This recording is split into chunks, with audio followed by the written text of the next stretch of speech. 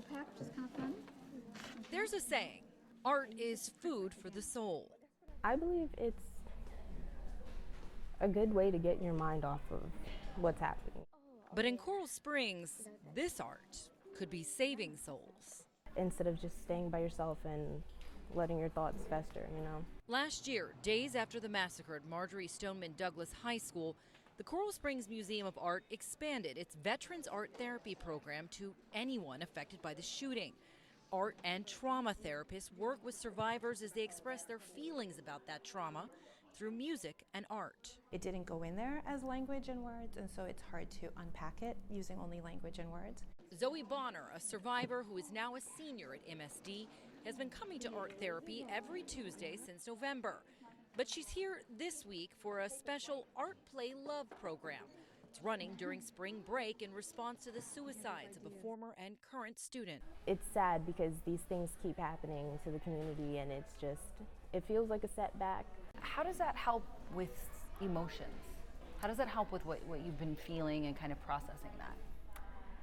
I think it's good because it's an escape. It's a way to just let go and just art. We are seeing people who are coming in saying, even though this is, 13 months out, this is my first time coming somewhere and saying, you know what, I need some help. I'm not doing okay and I need some help. Raquel Farrell-Kirk runs the program. This week, because for some, the two suicides triggered old emotions, she brought in additional trauma therapists like Joycey Ann Lacombe. We're letting people know that there is more help out there and efficient help. She believes that while a lot of therapy has been available to survivors over the past year, it hasn't necessarily been the right kind of help. They need and have always needed trauma-informed care. So, professionally, in our opinion, as trauma therapists, we've realized that that's been the gap. The greatest struggle is often getting young people just to come in.